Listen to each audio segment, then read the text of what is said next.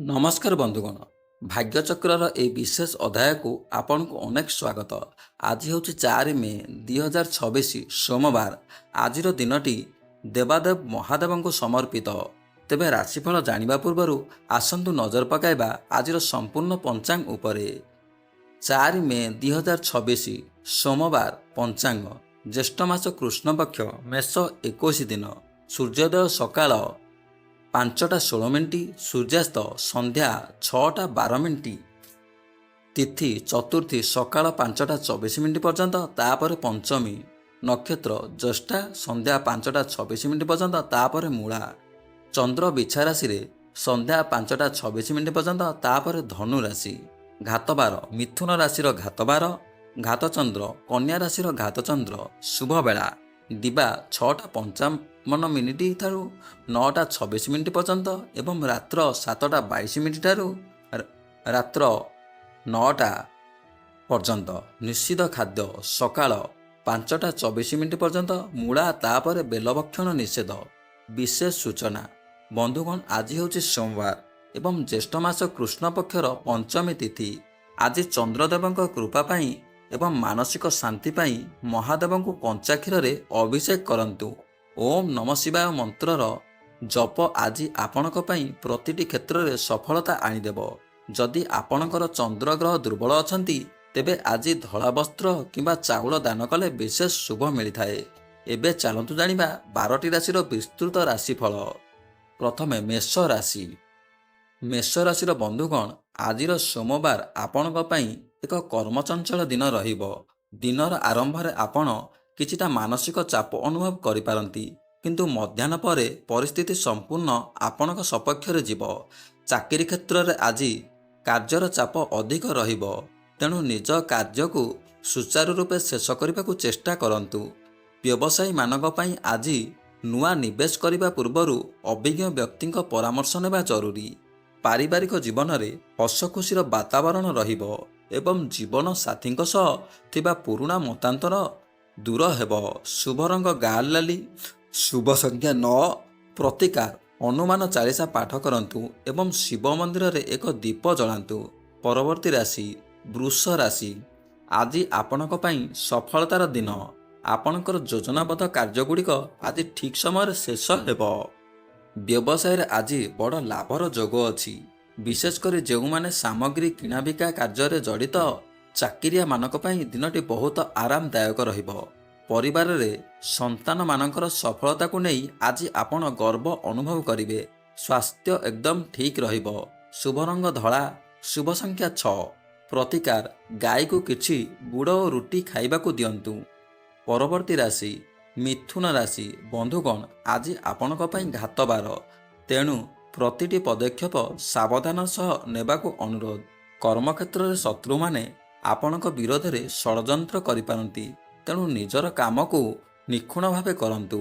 ବ୍ୟବସାୟରେ ଆଜି ଟଙ୍କା କାରବାର କଲାବେଳେ ବିଶେଷ ସତର୍କ ରୁହନ୍ତୁ। ପରିବାରର କୌଣସି ପୁରୁଣା କଥାକୁ ନେଇ ମନମତାନ୍ତର ହୋଇପାରେ, ତେଣୁ ଧୈର୍ଯ୍ୟ ରଖନ୍ତୁ। ଶୁଭ ରଙ୍ଗ ସବୁଜ, ଶୁଭ ସଂଖ୍ୟା 5। ପ୍ରତିକାର ମହାଦେବଙ୍କୁ ଓମ୍ ନମ ଶିବାୟ କହି ବେଲ ଅର୍ପଣ କରନ୍ତୁ। ପରବର୍ତ୍ତୀ ରାଶି କର୍କଟ ରାଶି। କର୍କଟ ରାଶିର ବ୍ୟକ୍ତିବିଶେଷଙ୍କ ପାଇଁ ଆଜି ଦିନଟି ଭାବପ୍ରବଣତାରେ ଭରି ରହିବ। ପୁରୁଣା କଥାକୁ ମନେ ପକାଇ ଆପଣ ଟିକେ ଦୁଃଖୀ ରହିପାରନ୍ତି। କର୍ମକ୍ଷେତ୍ରରେ ଆଜି କିଛି ପରିବର୍ତ୍ତନ ଆସିପାରେ। ହୁଏତ ଆପଣଙ୍କୁ ଏକ ନୂତନ ବିଭାଗ ବା ଦାୟିତ୍ୱ ମିଳିପାରେ। ବ୍ୟବସାୟୀଙ୍କ ପାଇଁ ଦୂରସ୍ଥାନକୁ ଯାତ୍ରା କରିପାରନ୍ତି, ଯାହା ଭବିଷ୍ୟତ ପାଇଁ ଶୁଭଫଳ ଆଣିବ। ଜୀବନସାଥୀଙ୍କ ସହ ସମୟ ଅତିବାହିତ କରିବା ପାଇଁ ସୁଯୋଗ ପାଇବେ। ପ୍ରେମ ଜୀବନରେ ଥିବା ବ୍ୟକ୍ତିମାନେ ଆଜି ବିବାହ ପାଇଁ ନିଷ୍ପତ୍ତି ନେଇପାରନ୍ତି। ସ୍ୱାସ୍ଥ୍ୟ ପ୍ରତି ସଚେତନ ରୁହନ୍ତୁ। ଶୁଭ ରଙ୍ଗ ରୂପେଲି, ଶୁଭ ସଂଖ୍ୟା 2। ପ୍ରତିକାର ମହାଦେବଙ୍କୁ କଞ୍ଚା କ୍ଷୀରରେ ଅଭିଷେକ କରନ୍ତୁ। ପରବର୍ତ୍ତୀ ରାଶି ସିଂହ ରାଶି। ଆଜି ଆପଣଙ୍କର ଆତ୍ମବିଶ୍ୱାସ ଚରମ ସୀମାରେ ରହିବ। ଯେଉଁ କାମ ଅନ୍ୟମାନେ କରିପାରିବେ ନାହିଁ, ସେହି କାମକୁ ଆପଣ ସହଜରେ କରି ଦେଖାଇବେ। ଚାକିରି କ୍ଷେତ୍ରରେ ଆପଣଙ୍କର ପ୍ରତିଷ୍ଠା ବୃଦ୍ଧି ପାଇବ। ବ୍ୟବସାୟୀମାନଙ୍କ ପାଇଁ ଆଜି ସରକାରୀ ସହାୟତା ମିଳିବାର ଯୋଗ ଅଛି। ଯଦି ଆପଣ କୌଣସି ନୂଆ ଗାଡ଼ି କିମ୍ବା ଜମି କିଣିବାକୁ ଚାହୁଁଛନ୍ତି, ତେବେ ଆଜିର ଦିନଟି ଅତ୍ୟନ୍ତ ଶୁଭ। ଭାଇ ଓ ଭଉଣୀଙ୍କ ଠାରୁ ପୂର୍ଣ୍ଣ ସହଯୋଗ ମିଳିବ। ଶାରୀରିକ ଭାବେ ଆଜି ଆପଣ ସମ୍ପୂର୍ଣ୍ଣ ସୁସ୍ଥ ରହିବେ। ଶୁଭ ରଙ୍ଗ କମଳା, ଶୁଭ ସଂଖ୍ୟା 1। ପ୍ରତିକାର ସୂର୍ଯ୍ୟଦେବଙ୍କୁ ଜଳ ଅର୍ପଣ କରନ୍ତୁ ଏବଂ ଓଁ ନମଃ ଶିବାୟ ସୂର୍ଯ୍ୟ ନମ ଜପ କରନ୍ତୁ। ପରବର୍ତ୍ତୀ ରାଶି କନ୍ୟା ରାଶି। ଆଜି ଆପଣଙ୍କ ପାଇଁ ଘାତଚନ୍ଦ୍ର ରହିଛି, ତେଣୁ ମାନସିକ ସ୍ତରରେ ଟିକେ ସତର୍କ ରୁହନ୍ତୁ। କର୍ମକ୍ଷେତ୍ରରେ କାହା ସହ ଗୁପ୍ତ କଥା ସେୟାର କରନ୍ତୁ ନାହିଁ। ଆଜି ନୂଆ ବ୍ୟବସାୟିକ ଚୁକ୍ତି କଲାବେଳେ କାଗଜପତ୍ର ଭଲ ଭାବେ ପଢ଼ନ୍ତୁ। ଆର୍ଥିକ ଦିଗରୁ ଦେଖିବାକୁ ଗଲେ ଆଜି ଖର୍ଚ୍ଚ ବଢ଼ିବାର ସମ୍ଭାବନା ଅଛି। ଜୀବନସାଥୀଙ୍କ ସ୍ୱାସ୍ଥ୍ୟକୁ ନେଇ କିଛିଟା ଚିନ୍ତିତ ରହିପାରନ୍ତି। ପଡ଼ୋଶୀଙ୍କ ସହ ମନାନ୍ତର ହେବାର ଯୋଗ ରହିଛି, ତେଣୁ ଚୁପ୍ ରହିବା ଶ୍ରେୟସ୍କର।